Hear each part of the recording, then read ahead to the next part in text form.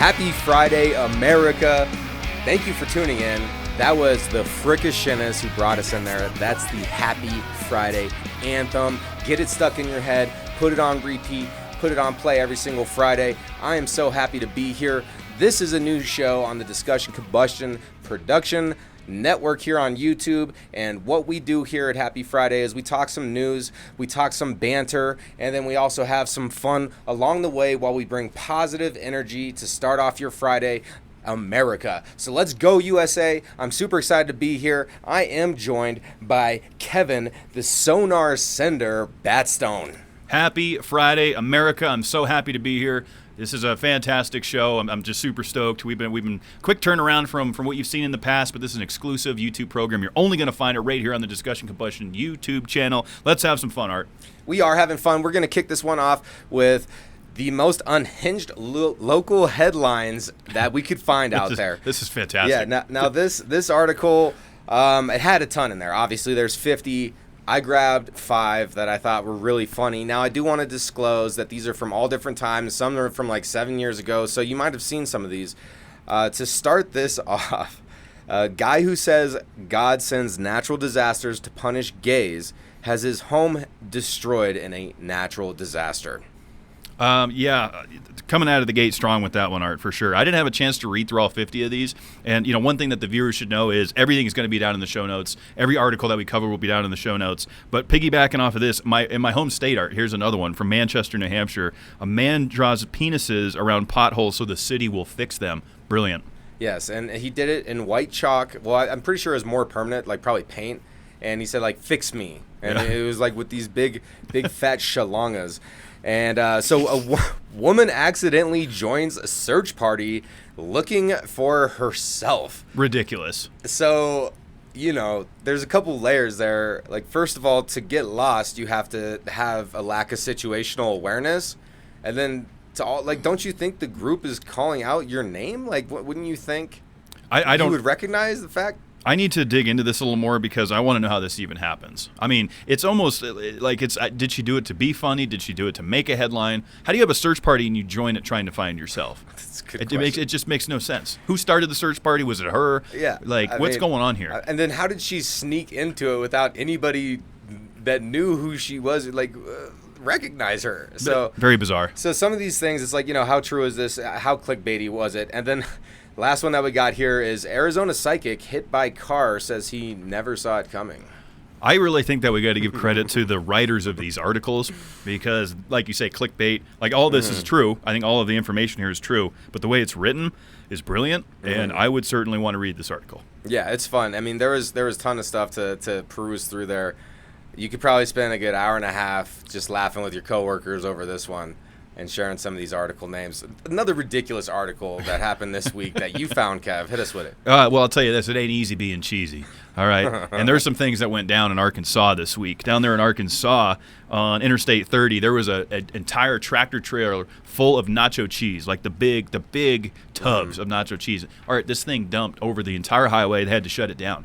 There's pictures of it. If you click on this article down in the show notes, you can see the pictures of the gooey, cheesy mess that was in Arkansas I-30. I could just imagine the smell. It was probably the fake cheese. So it was probably somewhat well preserved, for a while. But over time, I wonder, did the animals or creatures in that area even enjoy this cheese? Like, do you think the animals would eat it? Because I think there was so much traffic and attention that was brought to it. Like, obviously, the Arkansas Department of Transportation was involved. They had cleanup vehicles there. How do you clean up that much nacho cheese? I mean, we're talking, over 50,000 pounds of nacho cheese covering the highway. You can't drive through it. It's a mess. Yeah, and you don't really just want to use drainage for that. Right? Like, you don't just want to wash it down the drainage. No, because that's like putting bacon grease down your sink. It's gonna cause problems. So how do you clean up that much nacho cheese? I don't know how they did it. I really don't. We could probably find out. I would think maybe some snowplows were involved.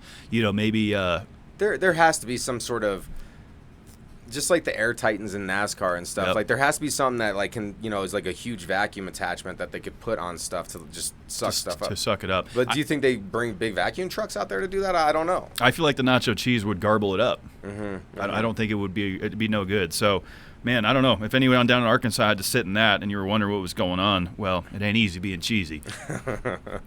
So Michigan next, man. We're going on a little tour here. Yeah, well, this is America, baby.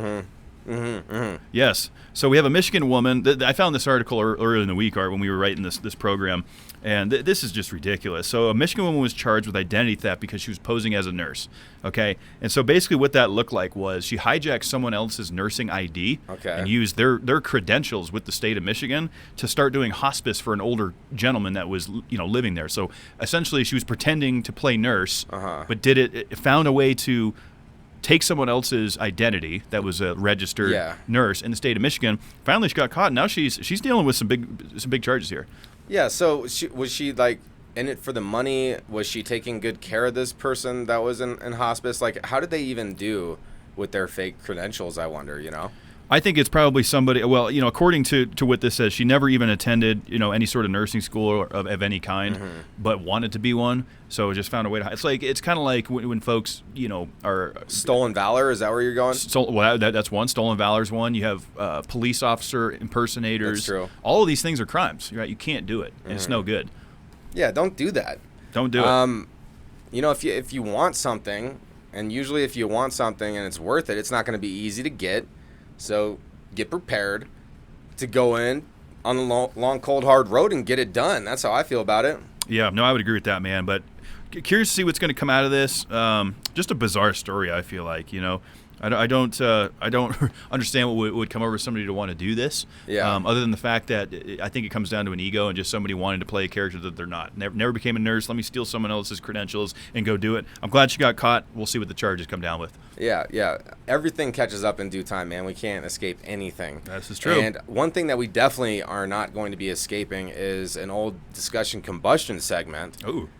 Would You Rathers are making a premiere. They're coming back, baby, for Happy Friday America. Oh, Would You Rathers returning to Happy Friday America? That's right. This is a weekly thing? We're going to bring it back weekly. I like it. All a right. weekly Would You Rather question for everybody tuning in. Go ahead. We're going to leave the question in the show notes, and then why don't you comment your answer on the Would You Rather question? So for this week, what we got for the Would You Rather question is a pretty simple one, but it's also a fun one. So we're going to go with this, man. Would you rather be able to talk with all the animals or speak all foreign languages? Ooh, that's a good one, man. That's a good one because both of them can carry a lot of value, right? I mean, knowing all the languages of the world, you can have tremendous communication with all human beings across the planet. Being able to speak to animals, though, that's pretty cool. I think a lot of people are going to lean that route just because. I think so, too. Here in America, we love our furry friends. Being able to have a chat with your dog or your kitty cat is probably where a lot of folks are going to go. I think I'm going to take. I want to speak all the foreign languages. Okay. Yeah, I respect that. Look, as much as I do want to talk with animals and have those good times and try to relate, I just feel like the level of conversation is going to be lacking depth with the animal communities.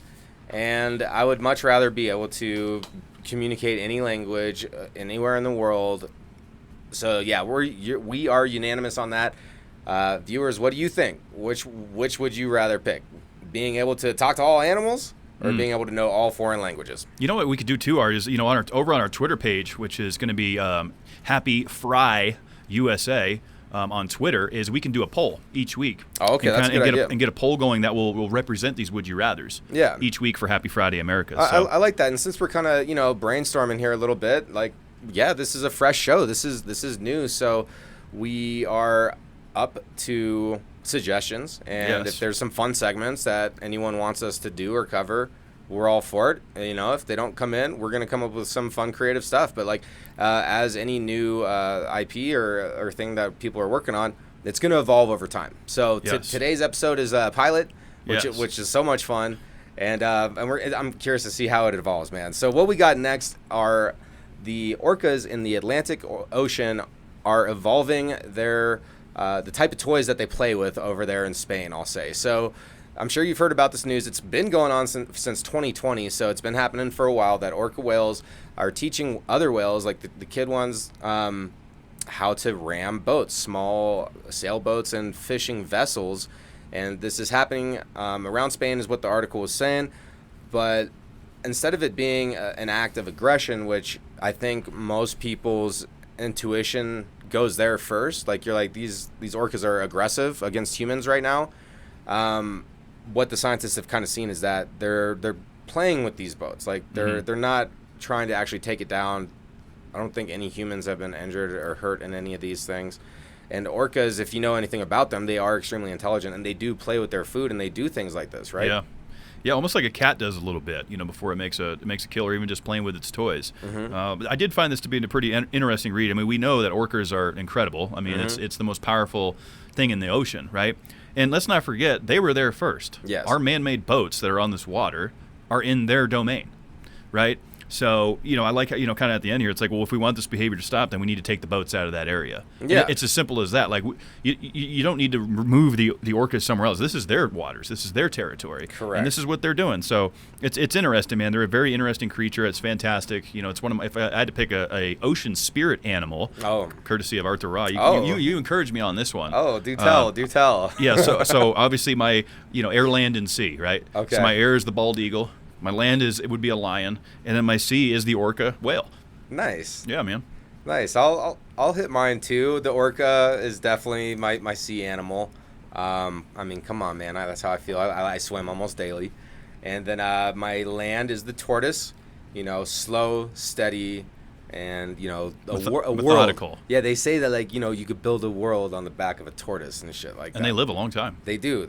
And then of course for the sky, similar to yours, but the golden eagle, which hails in South America, it's the largest eagle on the planet. Beautiful creature. Absolutely. So that's a lot of fun. The orcas are out there. I couldn't even imagine, because I've done some sailing from time to time, and if a pod of orcas swam up on the sailboat that I was in, it would terrify me. I mean, I'm sure that in person they're absolutely massive. So cool. My dad's seen some orcas out there in the Puget Sound and stuff, so it's wild, but they're not. It's just a cool story. But yeah, we have to respect the wildlife out there. Incredible creatures for sure, man. Incredible creatures, and back here stateside, people are moving fast. People are, we're in a hurry here in America. People are trying to get to work. People are moving through these roads. Kev? Where are these people going? They're in a hurry. Some people I think are in a hurry to go nowhere. Honestly, guys, they're going somewhere, and they're going somewhere fast. And I'm going to tell you this: I found the fastest speed limit in the U.S. and it's just northeast of San Antonio. Okay. Down in the great state of Tejas. Shout out to the Hee-Haw, what do you say, nation down there. Hey, what do you say? So Texas Route 130 between Texas Route 45 near Austin and Interstate 10 has the fastest posted speed limit in America, Art, at 85 miles per hour. 85, huh? Which is pretty massive. It's a 41-mile stretch of highway through that area.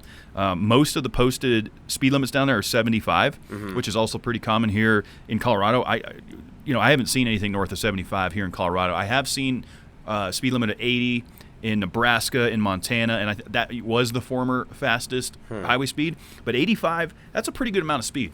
That is a good amount of speed. I feel like most people are doing that regardless. Oh, yeah, people are doing 10 over. I mean, I hit...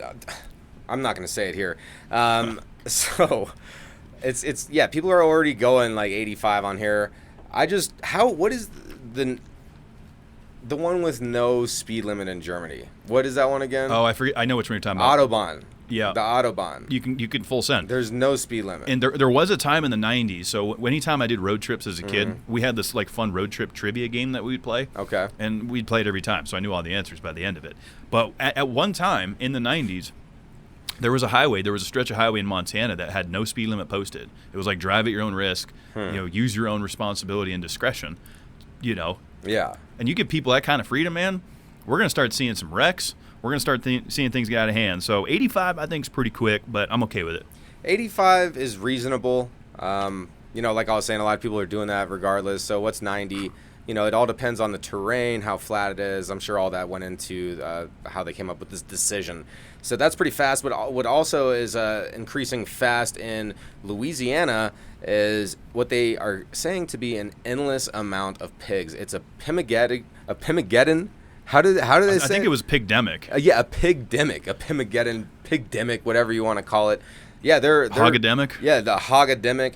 It's hogalicious out there. They're the bolstering in numbers, and so there's there's almost 1 million pigs here, and the population of Baton Rouge does not compare to the amount of pigs in Louisiana right now. So there's just this massive amount that are out there. This has been going on for a while. I know that there's been like a call to arms for people to come out there and hunt these things, so it's damaging crops. They cause like $91 million in damages in agriculture and timber lands each year. So it's a problem.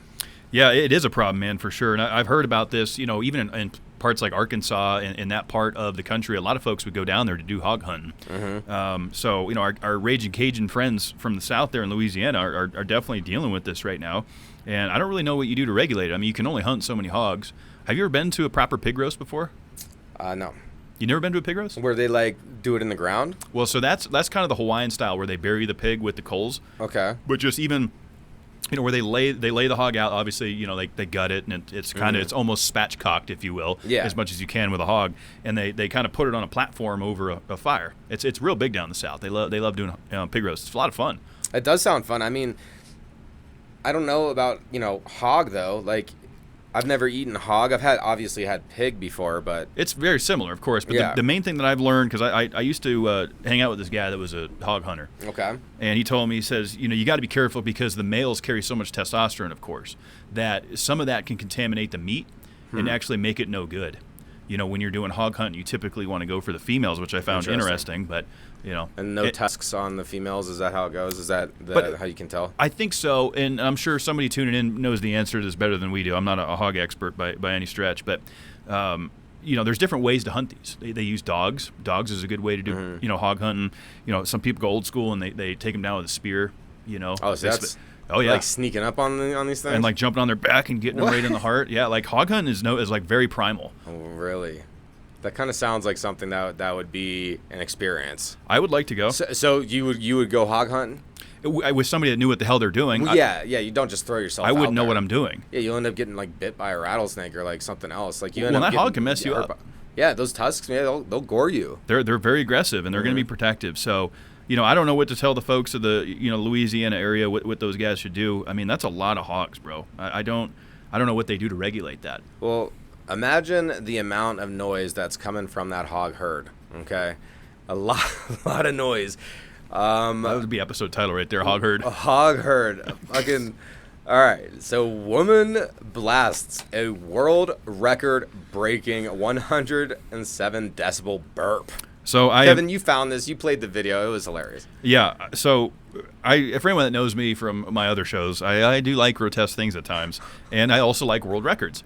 So this one absolutely hit perfectly for episode 1 of Happy Friday, America. There is a Maryland woman who has a TikTok channel that she does belching. Right? She's known for doing belching, and her name is Kimberly Kimikola. Kimikola? No, it's Kimberly Winter. Kimmy Cola is her nickname. Yeah, Kimmy Cola is... Okay, yeah. Kimberly Winter, also known as Kimmy Cola on her TikTok channel, decided to go in and actually go for the world record of the loudest burp. First of all, I didn't even know we were keeping tabs on this shit. Me neither. So she broke it over 100. It was a 107.3 art, 107.3 decibel burp, and it had to be from a certain distance, right? For the folks, obviously you're watching, I'm about 8 to 10 inches from a microphone. Yeah. She had to be, I think it was 27 inches back for it to register, which I thought was kind of interesting. But I would encourage folks to scroll down, click this link, and watch the video of it because it's absolutely ridiculous. It's hilarious, and it's just funny to think about. She's passionate about this, too. You could tell that she has been practicing her craft. She has it down to a science, and her belches are second to none right now. I mean, they're pretty impressive. Second to none, man. So you got to give it up. And what were you telling me yesterday when we were looking at this? You're like a gunshot is 130 decibels. 130 to 140. So it's like 20 decibels below a gunshot, which is still pretty significant in noise. When you start to get into the sound of air jets and even NASCAR or drag racing cars. Those guys are pushing 145 to 150 decibels. But I mean, if you can get a burp north of 100 decibels, yeah.